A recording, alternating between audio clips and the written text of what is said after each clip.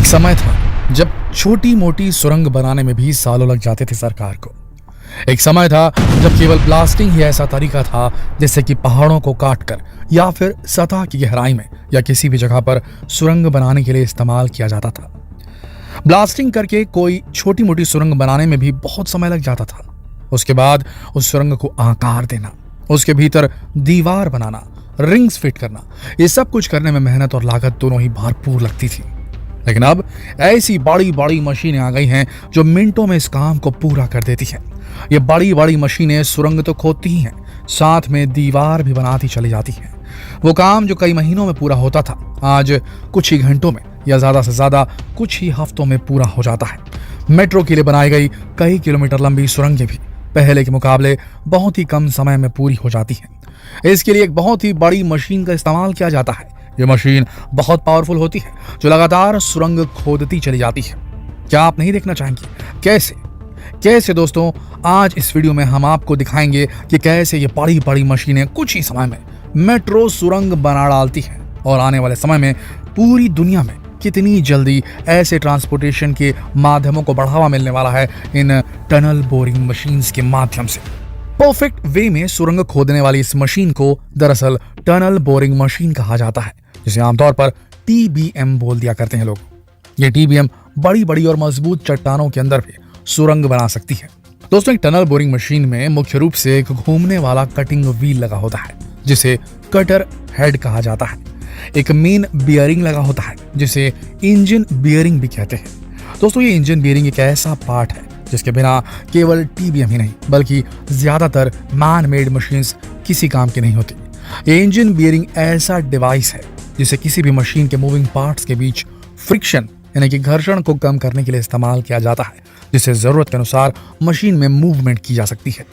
इसके अलावा मशीन में एक थ्रस्ट सिस्टम, हाइड्रोलिक सिलेंडर और ट्रेलिंग सपोर्ट मैकेनिज्म लगे होते हैं। किसी भी TBM को, टनल बोरिंग मशीन को, इस आधार पर तैयार किया जाता है कि जहां पर टनल का निर्माण करना है, जिस जगह पर यह सुरंग बनानी है वो जगह किस तरह की है।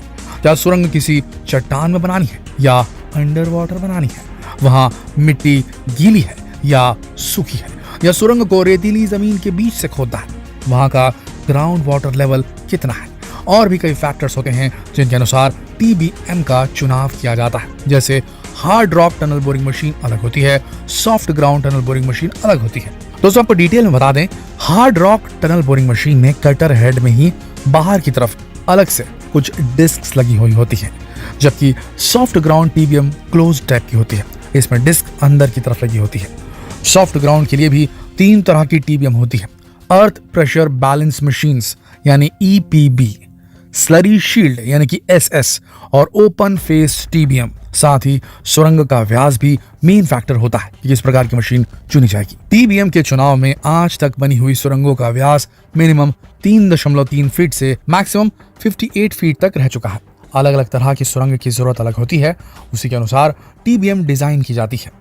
इन्हें ज्यादातर गोलाकार सुरंगों के लिए ही डिजाइन किया जाता है, मगर गोलाकार के साथ ही U शेप और स्क्वायर शेप यानी कि वर्गाकार और हॉर्स शू शेप की सुरंगों के लिए भी डिजाइन किया जाता है TBMs को। यानी कि जैसी सुरंग बनानी है, स्क्वायर हो, गोल हो, U शेप हो, हॉर्स शू शेप हो, उसके लिए अलग अलग जो TBMs होती है उन्हें बनाया जाता है स्पेशली, या जो है उनके अंदर मॉडिफिकेशंस किए जाते हैं। सुरंग के आकार, उसके व्यास और बाकी सब फैक्टर्स को ध्यान में रखकर सबसे पहले TBM टनल बोरिंग मशीन का चुनाव किया जाता है, सही टनल बोरिंग मशीन का। फिर बारी आती है सुरंग खोदने की। आमतौर पर जब किसी भी चीज का निर्माण किया जाता है, बनाया जाता है, तो एक तरफ से शुरू करते हुए उस अंत तक एक निर्धारित दूरी तक ले जाया जाता है। मगर सुरंग खोदने के लिए दोनों तरफ से खुदाई शुरू की जाती है। सुरंग बनाने का काम दोनों तरफ से किया जाता है, यानी सुरंग जहां से शुरू होगी और जहां तक सुरंग को खत्म करना है, इन दोनों तरफ से ही खुदाई की जाती है। बस इनकी तकनीक में थोड़ा अंतर होता है। सुरंग बनाने के लिए सबसे पहले ब्लास्ट किया जाता है, एक विस्फोट किया जाता है। ब्लास्ट के लिए 2 मुख्य विस्फोटक पदार्थ यानी एक्सप्लोजिव्स इस्तेमाल किए जाते हैं: जेलेटिन डायनामाइट और अमोनियम नाइट्रेट। इन दोनों में से एक विस्फोटक पदार्थ से भी काम बन सकता है। इस विस्फोट की प्रोसेस को डेटोनेशन बोला जाता है। जिस जगह सुरंग बनानी है वहां के फैक्टर्स को, कंडीशंस को ध्यान में रखते हुए कोई एक मेथड चूज किया जाता है। एक मेथड है कट एंड कवर मेथड, दूसरा है बोर्ड टनल मेथड और तीसरा है अंडर वाटर टनलिंग। सभी मेथड्स में मेन काम रोटेटिंग कटिंग व्हील ही करता है। बस हर मेथड में जगह के अनुसार अलग प्रेशर, स्पीड और मशीन की लंबाई या चौड़ाई में बदलाव किए जाते हैं। टनल बोरिंग मशीन यानी टीबीएम में रोटेटिंग कटिंग व्हील आगे की तरफ लगा होता है जो घूमते हुए आगे बढ़ता रहता है। मशीन के पीछे की तरफ लगे हाइड्रोलिक सिलेंडर अपने प्रेशर से कटिंग व्हील को आगे की तरफ धकेलते हैं। मशीन में लगे डिस्क कटर्स और बाकी के पार्ट्स मिट्टी पर या चट्टान पर अटैक करते हैं, जिससे सुरंग बननी शुरू हो जाती है। इस खुदाई को करते हुए जो मिट्टी और पत्थर इकट्ठे होते हैं, डेब्रिस जो इकट्ठी होती है, उन्हें कन्वेयर बेल्ट की मदद से हटाया जाता है और कुछ मशीनों की मदद से बाहर भेज दिया जाता है सुरंग से।